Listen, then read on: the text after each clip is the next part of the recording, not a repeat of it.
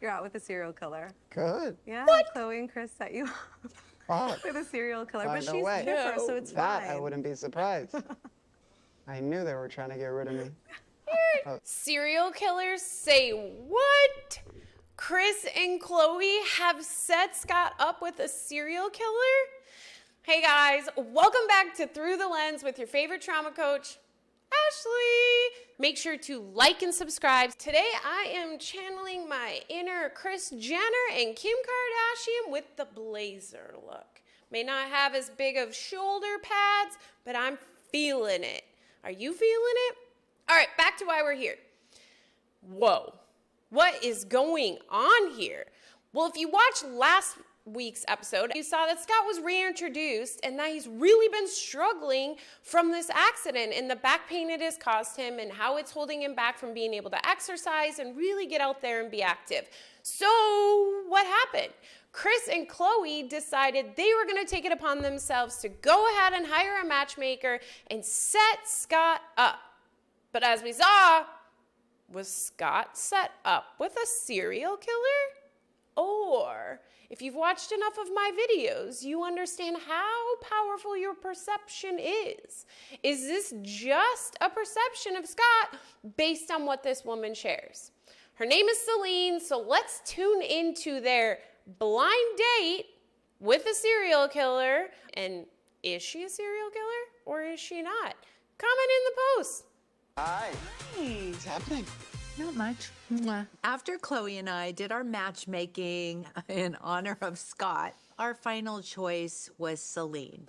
Celine had great energy, had a great attitude. So I'm checking on Scott because I am dying to know what's going on. How was the date? Tell me everything. Hi, how are you? Nice to meet you. Nice to meet you. How's it going? Great. Tell me something I don't know. Not the biggest dater, I would say. Okay, so you're trying something new. Trying something new that I heard is what people do. Yeah, I get set up all the time. It's fun. Really? Yeah, by my And parents. it's fun? Yeah.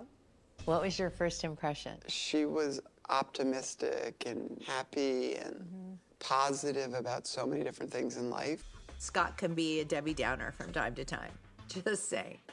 No offense to any Debbie out there, but maybe somebody like Celine could bring out the best in Scott. We just need the right person in his life to bring back the joy. Okay, let's take a pause there about kind of Chris's interpretation and the real motives behind setting Scott up. Is they see Scott sometimes as a Debbie Downer, and as Chris says, no offense to any Debbies out there, it's just a statement. But the problem is they're trying to create an external circumstance for an internal issue. They are looking at Scott and his suffering and his pain and his sadness and believing that providing him with someone who has happiness and has this positivity and upbeat, it will change him. But it won't. No one else is responsible for Scott's happiness. No one else is carrying his happiness backpack but himself. And don't get me wrong, Chris and Chloe are doing this out of the goodness of their heart. But often when we try to make someone else be a certain way, it's a distraction from our own internal dialogue. And yes, we love people and we care about people and we want them to be happy. But when we feel this necessity to fix it for them, is really an ignoring of our own things within that are begging and screaming for our help. And we know right now Chloe is in an interesting situation with her relationship with Tristan, whether it is one or isn't one. And she has really put the brakes on saying, I'm not dating right now, and has a lot of shame and guilt around her past dating. She always feels like in the end that men hurt her before they realize how amazing she is.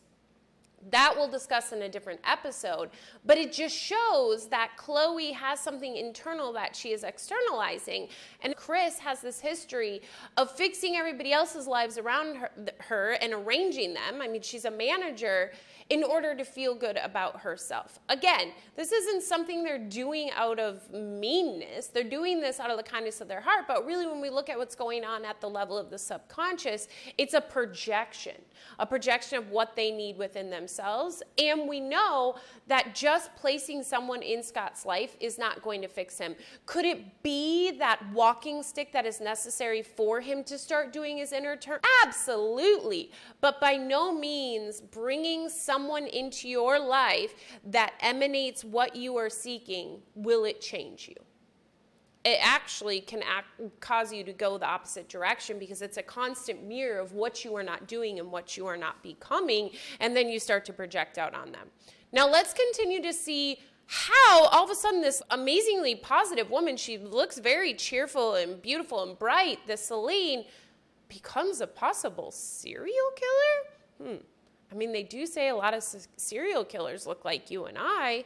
Interesting. Let's tune in. Yeah, so born and raised in LA. I live in Beverly Hills with my parents, traditional. Oh, cute. Yeah, Which is totally. amazing. I mean, the fact that you can go home and hang with your family and Yeah. like eat dinner with them. Yeah, like, it's chill. Yeah, I mean, love it. Unfortunately, I lost my parents, but Sorry. I always say, like, I couldn't wait to get out of my parents' house. If I had any idea What that I life would have would be lost now, them yeah. young, I would have lived with them Yeah, I get until I it. was Yeah. grandfather. The only I want to cover something small that was really profound there. Scott is talking about how he lost his parents early, and Celine is sharing that she still lives with her parents. If he would have known then what he knows now, that his parents would be gone, he would have never left the house. That is a direct representation of you never know what you have until it's gone, or you at least don't appreciate it. That's neither right nor wrong, but this was just an opportunity for us to see what in your life today are you not realizing the value in because you have it. If tomorrow it was gone, would it be that important? The last thing we need to be doing is creating more shame and guilt when we already have a crap ton of shame and guilt to uncover. So just an opportunity. Get curious. Is there something in your life, some person, something that you are taking for granted that in fact, if it was gone tomorrow, you would realize its importance? Because you can realize its importance today. Now let's go back to Celine, the serial killer. thing I found, like, not bad or good, but she was like, I've never really met anybody that I've cared enough to be with, so I've never really dated long term. Would be nice to have somebody who had a little dating experience. Yeah, just so you could see what an asshole a guy is. So then, Like, appreciate. yeah. Interesting. Because Celine has not experienced jackasses because she doesn't have enough dating experience, then that disqualifies her? Construct. Let's pay attention. I want to watch this a little further, and we're going to unpack this construct that is so often taught to us that now we have them living by, the rating her, judging her based on her not going through some sort of suffering that would make her capable of appreciating someone like Scott. You've never had your heart broken? Not like to a point that I'm like, I don't know, You like gave gas up? for air. Yeah, exactly. Yeah. Have you always been like this chipper? Yeah. I have. Wow. Yeah. Have you had any hard times? I mean, the heart, but like heart is Nothing different. bad has happened to you? No, I lost my grandparents. But he's gonna. No, What, that were was. they 100? Actually, my grandpa was 101 when he passed away. This is a joke. Ever go to therapy? No. Were you ever depressed? Ever? I swear this isn't fake. No. Do you cry at movies? Sometimes, yeah. Yeah. Okay, because if there was no, If then not, I was it'd be a gonna little weird. Yeah. sociopath. Yeah. You're out with a serial killer. Good. Yeah, Chloe and Chris set you up Fuck. with a serial killer. By But the she's way, chipper, so it's That fine. I wouldn't be surprised. I knew they were trying to get rid of me. There we have it. She is not actually a sociopath or a serial killer, but in fact, it is the perception that is being brought to the table here, which is a construct, something that we have been taught to believe to be truth. Therefore, we seek it out and we are constantly judging against it. And the construct is that life is hard. And if your life isn't hard, something must be wrong with you. You must not be interpreting life correctly. I think that is one of the largest constructs that keeps us stuck in life. Because what it does is it keeps us searching for the hardships. It keeps us projecting hardships and creating our own hardships where they do not belong. But we feel that in order for us to be human, to actually be legit in this experience, we need to suffer. And this woman here, Celine, is a beautiful representation of you don't have to suffer. And I'll bet if we actually sat down with Celine and unpacked her life, there's been things in her life that could be viewed as hardships. That if someone was in the state of mind of victim, they totally could have turned it into a hardship. But by her obviously being in this beautiful state of it just is, and not seeing things as hardships, but instead seeing them for what they are, which is they just are, she is able to live a life of happiness and joy, as well as the dating piece. She hasn't had her heart broken. She hasn't been with someone long enough, according to them, to break her heart. Is that the case, or is the case, in fact, that she doesn't give someone else her happiness backpack? If you don't believe someone else is holding your happiness backpack, remember your salvation, then they can't break your heart because only you are truly responsible for your heart. That person is just an accentuation of your experience here. They are not the compass or the guiding light of your experience. I know it's hard to wrap your mind around that because we are taught that we are meant to find our other half. That is the most messed up statement ever. When people say, he is my other half. You are half? You are half of a person? No, you are whole. And until you have figured out your whole and figured out how to meet all of your whole needs, then you're going to continue to try to give other people your happiness backpack when they actually can't carry it. And this is a representation of Scott and Chris living by this construct, believing this construct to be true. Yeah, they've been through a lot of things in their life which would reiterate the construct. But if they shifted their perspective, there truly is no hardships in life, because something that can be difficult for you can be easy for me. So if it can be that way, then was it ever either? It's our perception. It is my perception of the situation and your perception of the situation which differ. And we've created a construct around perception, around a completely subjective. What better way to ensure people aren't the most fabulous things they can be than to tell them life is meant to be hard, so they're constantly looking for hard or creating hard. Otherwise, they are not normal. They're considered a sociopath or a serial killer. I don't believe Celine is. I believe Celine is a beautiful representation of what it is like to be able to shift your perspective, to realize the power of your perception. Let's see her response to Scott in regards to them continuing this dating or not. At the end, we were trying to figure out, like, how do we part ways here, you know? I know this is like a blind date. Like, I don't know how that works to see each other after, but I feel like you should be like my life coach. Okay. I want to learn to be this happy. You will. It's within you. I promise. But honestly, it's really, really cute. Thank you. Life coach.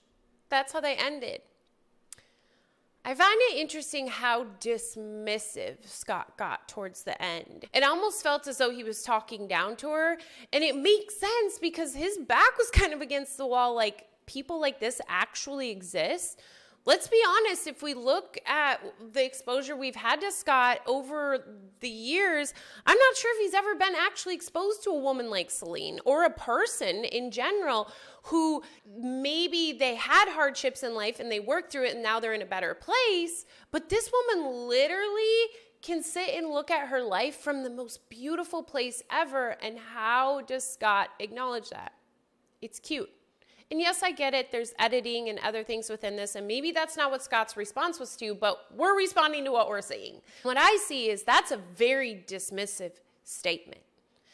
But Celine handles the whole conversation so beautifully. If someone had entered this conversation in a place of attack and wasn't genuinely coming from love like Celine is, the way in which Scott questions her, brings up sociopath, we know that even when we play as though we are joking, at a moment there was a truth to that. Because a thought doesn't come into your mind unless there's some sort of valid explanation outside of you that could make that true. But we tend to switch it into a joke to feel better about this thought that has entered our mind that feels totally inappropriate at the time.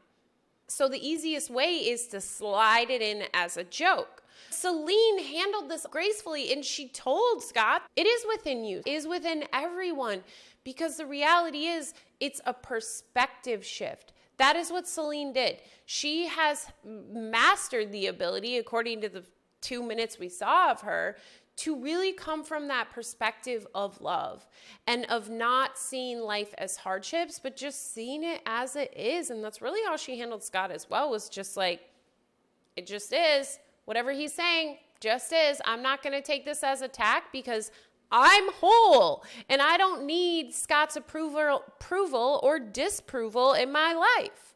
Remember, you are whole.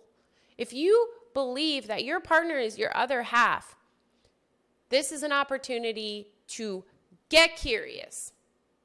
Get curious as to why you believe you need that person in your life. Because I will tell you, that's your kryptonite. That's what will pull you down in the end. That is what will get you into that depth of despair. Because the reality is you don't have control over that person. And at any moment, they will disappoint you and maybe even devastate you. I've experienced that in my divorce.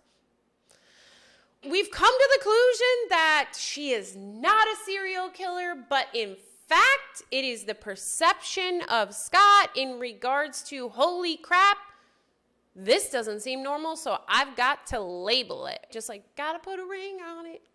You know, you like my Beyonce? Anyway, okay. Thank you so much for tuning in to Through the Lens today.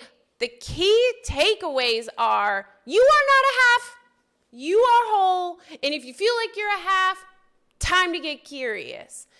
Again, happiness backpack. I feel like that comes up in every episode, but is our biggest thing that we tend to do to try to make us feel better. In reality, it doesn't work because no one can carry your happiness backpack. Your happiness backpack cannot be found in that pile of money. It cannot be found in that person. It cannot be found in that drug, in that new, Birkin bag. Although it feels like it, it can't be. I promise you that. As well as perspective. Perception is powerful. Look at how much it can impact your life.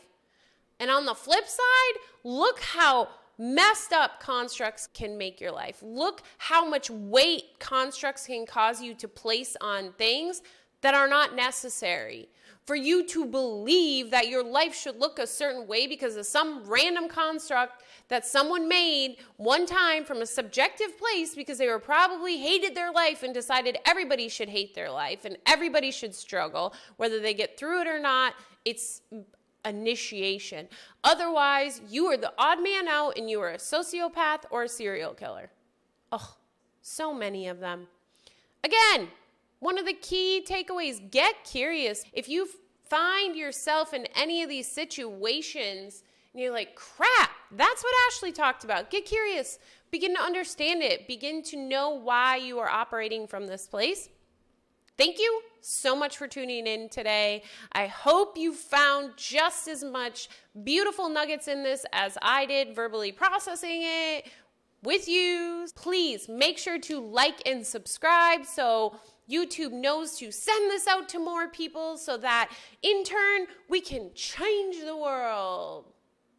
Wouldn't that be a beautiful place? Anyway, remember, stay tuned for another episode. As you saw, the 90-Day Fiancé got out of jail, and I most likely will be doing another episode of it next week, so stay tuned. Again, if you have any suggestions, post them in the show. Comment below. Do you think Celine could fall into the sociopath, or do you see how this is a construct and now a perception change? The ability to shift your perception when you understand your construct. Like, subscribe, comment, share with all your friends, because we know these are guilty pleasures to watch these shows. So instead, let's turn them into a healing opportunity. So much love, my friend. As always, remember you are worth it, and have a wonderful day. Bye.